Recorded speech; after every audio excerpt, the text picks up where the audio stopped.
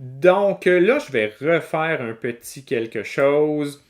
Je vais revenir dans Conception. Je vais revenir mettre mon image d'arrière-plan parce qu'on approche de la fin, là, donc on approche du résultat final. Je viens mettre mon arrière-plan, appliquer partout. Ça, c'est vraiment le résultat que je veux avoir pour ma présentation. Et là, on peut jeter un petit coup d'œil sur tout ce qu'on a fait aujourd'hui. On va aller dans la trieuse de diapositives. On a une vue d'ensemble. Donc, on a fait une diapo avec un titre, une diapo avec des zones de texte, une diapo avec des énumérations et une image, une diapo avec une vidéo. C'est ce on a mis un arrière-plan. Donc, c'est tout ce qu'on a vu aujourd'hui. On a mis des pieds de page également.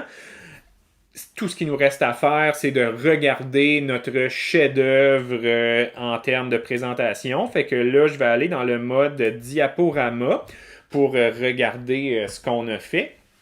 Et là, comme je le mentionnais tout à l'heure, quand on démarre un diaporama, et donc qu'on regarde en plein écran nos diapos, pour avancer pour progresser dans notre diaporama, on a quelques options. L'option la plus évidente, souvent, c'est d'utiliser la barre d'espacement sur notre clavier. Donc, si j'appuie sur la barre d'espacement, ça m'amène à la diapo suivante.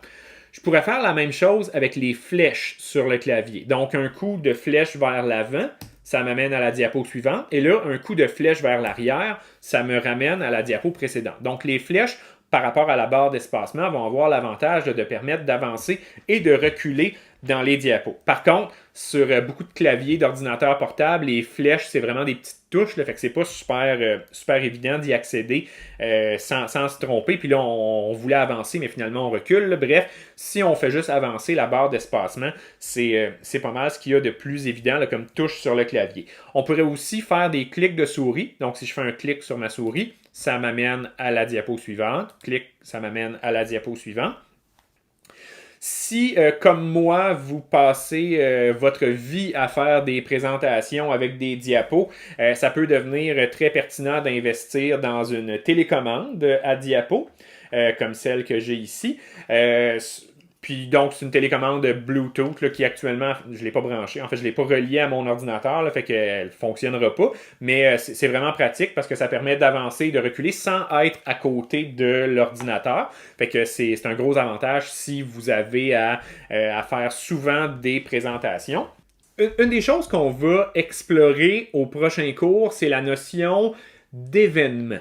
Et pour l'instant, un événement, c'est un changement de diapositive. Donc, à chaque fois que je clique, que j'appuie sur ma barre d'espacement ou sur ma flèche en avant ou flèche en arrière ou le bouton de souris, ça me fait avancer ou reculer d'un événement. Donc, présentement, si j'appuie sur la barre d'espacement, ben, ça m'amène à la diapo suivante et c'est ça l'événement. Et là je suis dans la diapo où il y a la vidéo. Ben, l'événement suivant, c'est de faire jouer la vidéo. Donc, si j'appuie un autre coup sur la barre d'espacement, ça va faire jouer la vidéo. Là, je ne tiens pas nécessairement à ce que ça joue. Donc, j'ai donné un coup de flèche vers l'arrière pour revenir d'une coche dans ma séquence d'événements.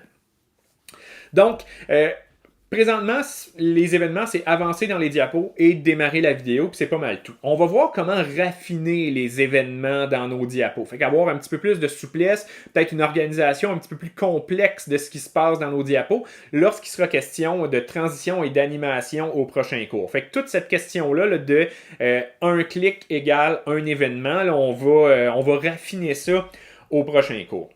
Une dernière chose dans le mode diaporama sur lequel je veux attirer votre attention, c'est que lorsqu'on arrive à la fin, ce qui est un petit peu désagréable, c'est quand on arrive à la fin de notre diaporama, puis là, on ne se souvenait pas que c'était la dernière diapo, et là, spontanément, PowerPoint nous ramène à l'interface de notre ordinateur qu'on souhaite peut-être pas présenter à notre auditoire. Donc, ce que PowerPoint va faire, c'est que là, la vidéo va jouer. Je vais la mettre sur. Bonjour tout le monde. Dans cette vidéo, je vais la mettre sur mute. Si je fais un clic, on sait qu'il n'y a rien après ça dans la présentation. Donc, si je fais un clic, théoriquement, c'est la fin de la présentation. Je n'ai pas une autre diapo après. Mais si je fais un clic, ce que PowerPoint fait, c'est m'amener à un écran noir où c'est écrit fin du diaporama.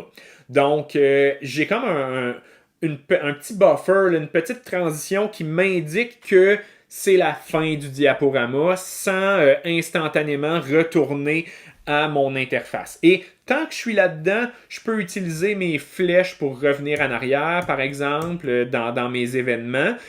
Tant que je n'ai pas quitté le diaporama, je peux faire revenir dans mes diapos là, par en avant ou par en arrière. Par contre, une fois que je suis rendu à l'écran noir, si je donne un autre coup vers l'avant, c'est-à-dire une barre d'espacement, un clic de souris ou une flèche vers la droite, ben là, ça me fait sortir de mon interface PowerPoint puis de présentation et ça me ramène à l'écran où j'étais auparavant. J'étais dans la trieuse de diapositives, donc ça me ramène là. Si j'étais dans le mode normal, ben ça me ramènerait au mode de visualisation normal.